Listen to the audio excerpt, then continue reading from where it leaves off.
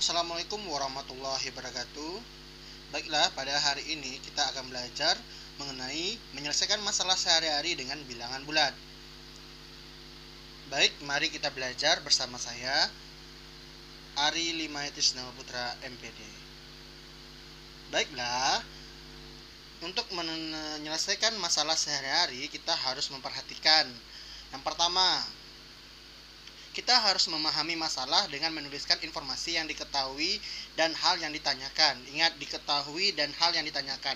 Yang kedua, kita merencanakan pemecahan masalah dengan menyusun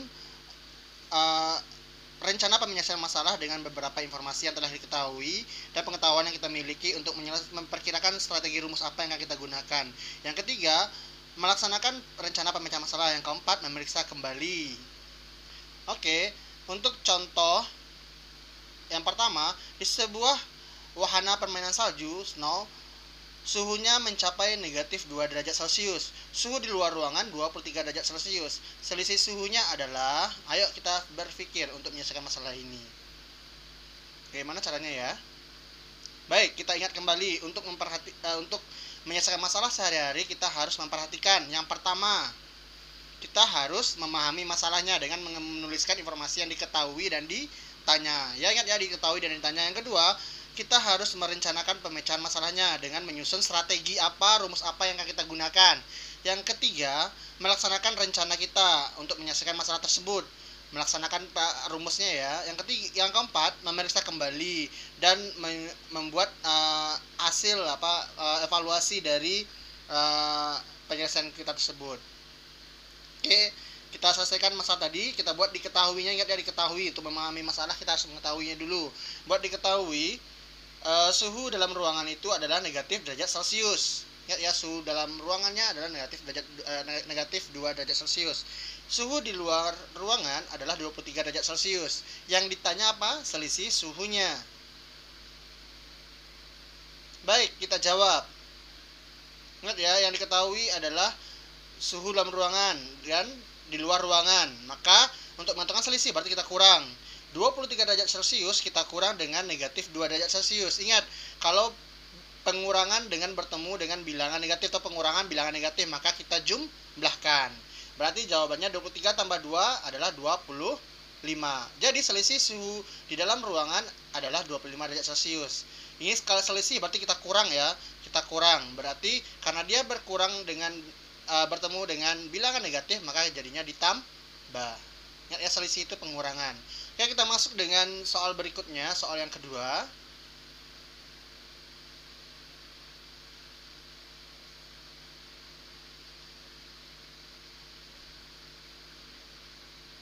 Mari kita bahas.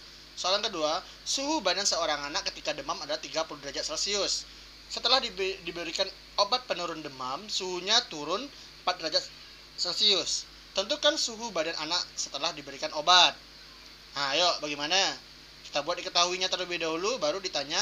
Terus apa lagi? Ya, direncanakan, terus dievaluasi. Oke, cara itu perhatikan lagi. Untuk menyelesaikan masalah sehari-hari dalam matematika, kita harus memperhatikan yang pertama, memahami masalah dengan menuliskan informasi yang diketahui dan ditanya.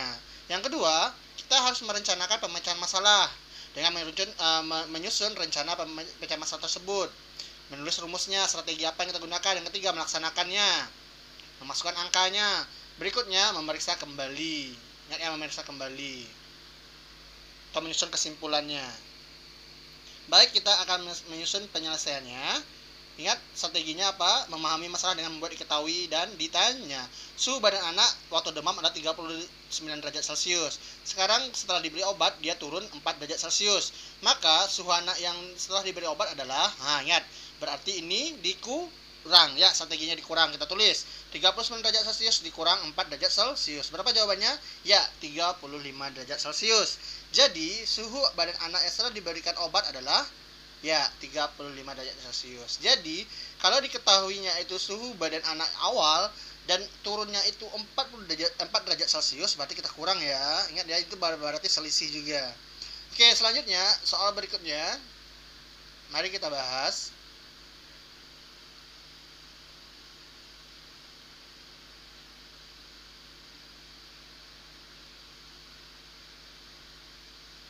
Yang ketiga, Meli memberi 5 kotak donat. Setiap kotak berisi 6 donat yang berbeda rasa. Itu kotak ya. Berapa banyak donat yang diberi Meli? Dan jika harga satu donat adalah Rp2.000, berapa rupiah harus yang dibayarkan oleh Meli? Nah, ayo, ingat 5 kotak, isinya satu kotak adalah 6. Nah, berarti satu kotak itu 6. Kalau 5 kali 5 kotak, ya dikalikan. Pintar ya. Kita selesaikan ya. Baik, kita susun strateginya terlebih dahulu. Kita memahami masalah dengan membuat diketahui dan ditanya. Satu, merencanakan. Menyusun strategi apa yang kita gunakan, rumus apa yang kita gunakan, atau strategi apa yang kita gunakan. Yang ketiga, melaksanakannya atau mengeksekusinya. Berikutnya yaitu memeriksa kembali atau membuatkan kesimpulan. Ayo kita lanjutkan penyelesaian. Ingat tadi apa yang diketahui? Ya, Meli membeli 5 kotak donat. Setiap kotaknya berisi 6 buah. Harga satu donat adalah Rp2.000. Ditanya banyak donat yang dibeli Meli. Jelas ya, satu kotak 5 donat. 6 donat. Berarti 5 kotak. Ya, 5 dikali 6 dapat 30 kotak. Oke ya, 50 donat ya. Berarti 5 kotak, satu kotak 6 buah, berarti kita kali 5. Terus harganya itu berarti 30 dikali 2.000, yaitu 60.000. Ya, sudah terjawab, sudah terselesaikan. Banyak donatnya 30, harganya 60.000. Ingat ya, satu kotak 6 buah. Berarti kalau 5 kotak kalikan 6. Jawabnya 30.000, 30 donat. Harga satu donat adalah ya 2.000, berarti dikalikan 30. Soal selanjutnya,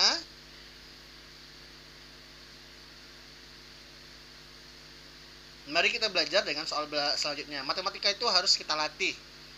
Soal yang keempat, penyelam dapat menyelam 10 meter di bawah permukaan laut, berarti negatif 10. Penyelam tersebut dapat menyelam dengan kecepatan 2 meter per detik. Hitunglah waktu yang dibutuhkan penyelam untuk menyelam 10 meter. Ayo, dari mana caranya ya? Mikir, ayo kita mikir. Ya, kita tentukan dulu strategi apa yang kita gunakan. Yang pertama, memahami soal, memahami masalah dengan membuat diketahui dan ditanya. Yang kedua, merencanakan pemecahan masalah dengan menentukan strategi apa yang kita gunakan untuk menyelesaikan masalah. Yang ketiga, mengeksekusinya atau melaksanakan perencanaan kita tadi, strategi kita tentukan tadi. Yang keempat, memeriksa kembali atau membuat kesimpulannya. Oke, kita lanjutkan. Penyelesaian. Diketahui penyelam dapat menyelam 10 meter di bawah permukaan laut. Kecepatannya 2 meter per detik. Ditanya waktu yang dibutuhkan penyelam. Oke, kedalaman di bawah permukaan laut itu berarti negatif 10. Kecepatannya semakin turun, negatif 2 ya. Kan turun ya, berarti adalah pembagian. Kan kita butuh waktunya berapa ya, berarti negatif 10 dibagi negatif 2. Negatif bagi negatif positif, berarti negatif 5. Positif 5. Jadi, waktu yang dibutuhkan penyelam adalah 5 detik. Baik ya, gampang ya.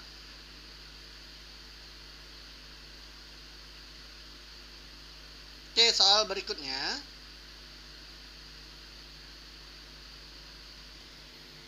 Mari kita belajar. Baiklah, kita akan membahas soal berikutnya. Mari kita belajar. Contoh soal yang kelima, Meli membeli 250 jeruk. Buah jeruk ya, 250 buah jeruk. Jeruk tersebut akan dimasukkan 10 kantong. Dan satu jeruk beratnya 200 gram. Berapa kilogram jeruk yang dalam satu kantong plastik? Ayo. Ya, apa yang kita cari dahulu? Berapa banyak jeruk dalam satu kantong? Ayo kita cari. Bagus ya. Kita tentukan dulu. Kita ingat kembali yang diperhatikan, yaitu memahami masalah dengan menuliskan informasi yang diketahui dan ditanya. Yang kedua, merencanakan pemecahan masalah tersebut dengan menyusun strategi atau rumus apa yang kita gunakan. Yang ketiga, melaksanakan perencanaan kita. Yang keempat, ya apa? Memeriksa kembali atau memberikan kesimpulan. Baik, kita selesaikan. Apa yang diketahui terlebih dahulu? Ya, 250 buah jeruk.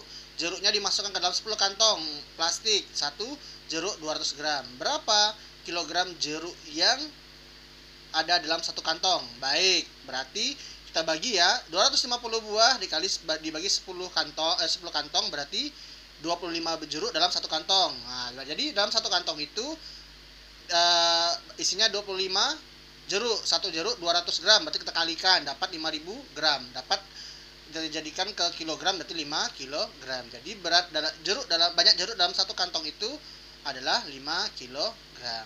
Baik. Soal berikutnya. Soal yang ke-6. Mari kita belajar. Seekor tupai hinggap pada bata batang pada ketinggian 20 meter. Jadi tupai tergelincir sejauh 2 meter setiap menitnya. Pohon dalam keadaan licin dan basah. Berapa meter ketinggian tupai setelah 5 menit? Nah, ayo. Berarti diapakan ini? Ayo kita pikirkan. Ingat lagi strategi apa yang harus kita selesaikan dulu. Memahami masalah. Kita pahami masalah tersebut dengan membuat diketahui dan ditanya. Yang kedua, merencanakan dan menyusun strategi apa yang kita gunakan. Yang ketiga, melaksanakan strategi tersebut. Melaksanakan strategi tersebut. Yang keempat apa? Memeriksa kembali atau membuat kesimpulan. Oke ya, kita selesaikan. Ayo. Semangat ya dalam menyelesaikan permasalahan matematika di dalam kehidupan sehari-hari. Ini penerapannya kita lagi ya. Penyelesaian apa yang diketahui? Ya, mula-mula posisinya 20 meter, tergelincir sejauh 2 meter setiap menit. Berapa meter ketinggian tupai setelah 5 menit? Ayo kita pikirkan. Berarti 20 meter pertama, setelah itu tergelincir 2 meter setiap menitnya, berarti menitnya kita kalikan dulu ya, berarti 2 meter dalam 1 menit, berarti 20 dikurang 2 meter dikali 5 menit dapat 10. 20 dikurang 10 ya 10, berarti 10 meter dari permukaan tanah. Bisa ya? Dipahami lagi ya. Setelah ini kita akan melaksanakan latihan. Beberapa soal harus Anda kerjakan dengan baik dan tetap semangat dalam berlatih, dalam bermatematika. Mari kita tetap semangat dalam menjalankannya. Terima kasih.